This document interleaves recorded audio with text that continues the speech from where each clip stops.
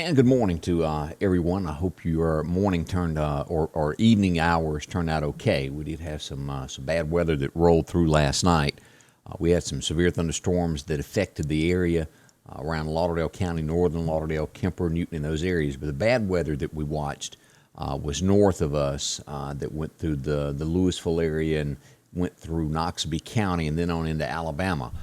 Which resulted this morning in a tornado touchdown in those wee hours of the morning there in Fultondale, Alabama. And if you're not familiar with Fultondale, Alabama, let me show you this on a map where that is. Let me pull this up where you can see this.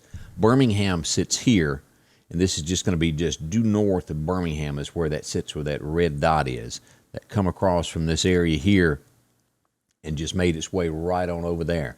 So we were extremely blessed that we didn't get into some bad weather here and touchdowns and people being hurt. As I mentioned in the writing there where I put out the subject of this, we did have a tornado touchdown in Fultondale there last night, and James Spann, and I think everybody knows James Spann, is showing pictures this morning on his Facebook, and I thought I'd show some of these of what James has put up this morning. It's pretty rough there. As we look at this, this looks to be an 18-wheeler in the background. That's possibly a fire truck of some sort there. That's a rig destroyed. As you go up here, that was, what did he call that? Hearst Towing is where that was. Chris Bailey sent that in to him. Here's another home totally destroyed, if you'll see this. Nothing left of that home there.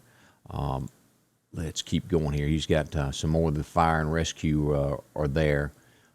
This is going to be the City Hall. It's actually the fire department there is what that says. If you'll look at that, wow. We got the road blocked off, and as you're going up through here, another picture here of devastation of what happened there. They're still searching. I don't think they know if there's been any fatalities this morning. If not, I know they have, from what I've read, gotten some injuries. Look at this, how strong this was. Just totally destroyed that community. And again, this is north of Birmingham. There was a picture that I was going to show. Let me fall back down and find this because it's just truly shocking. Right here. Think about that being your bed. This says from Adam Sessoms. I got my wife and baby out of bed about 10 minutes before this happened. They're in the Darlene Estates in Fultondale. And, of course, James told them to get out. He covers that weather really, really good there in Alabama. So we were extremely blessed in our area last night as these storms came through. And a big thank you for James Spann sharing that so we could see exactly what's going on with that. Wow. That is truly, truly a mess there. So we keep those folks in your thoughts this morning as to whatever you're doing because they need it. Lives have been shattered this morning by that storm, and that is just awful. So do keep them in your thoughts and prayers as we go about our business and our ways today. That was very serious. Again, as we went back up, and if I pull radar up as just a reference to last night, those storms came through right through here and tracked on across.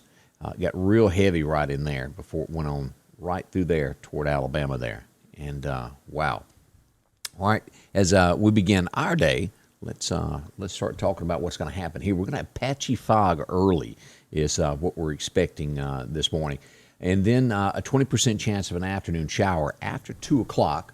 Otherwise, it's going to be clouds and warm today. Again, a high near 70. Now, we're expecting a 60% chance of rain tonight between midnight and 5 a.m. So it'll push to those wee hour mornings. Otherwise, a low of 51 for tonight. We're back tomorrow with clouds, 64, but gusty once again. Those winds come back tomorrow.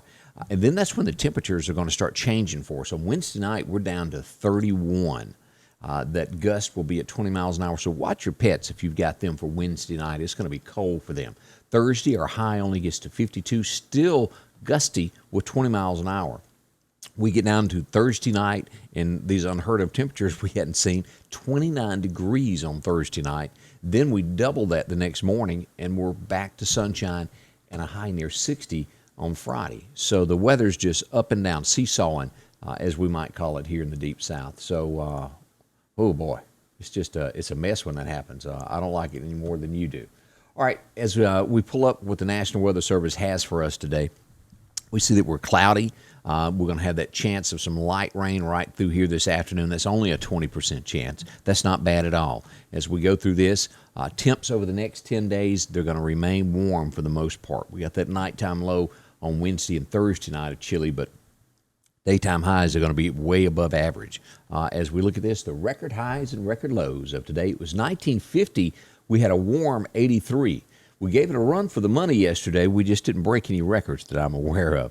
In 1940, we set the record of being the coldest day, 7 degrees on this day back in 1940. So that's been a little while, and chilly at that. As we've got, today is Tuesday.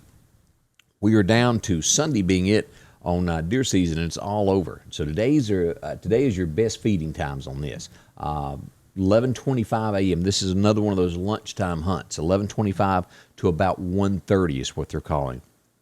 Then your minor time is going to be right at 5 o'clock till dark. The next time will be into the midnight hours, and that won't do you any good. So midday hunt and then that afternoon hunt, be there. Something might move for you. Let's look at our extended forecast this morning and see what we've got today. As we pull this up, we'll look across here, and we're steady in those upper 50s to 60s, and even on Sunday hitting a 67-degree mark. Slight chance of rain there over the weekend. Not too bad there. Let's go ahead and pull this up toward the end of the month and see what we've got going on through February the 9th. As we pull that up to take a look at that, still holding steady, upper 50s at 60-degree mark there into February the 9th. Nighttime lows will average on the 40s. We do have a couple nights there where we get down to 35, 34 once or twice, but by and large, it's going to be highs in right around 60 and then 40s at night. So we don't have anything that's shaking up this way different. So we'll watch it. Should that weather change, we'll let you know.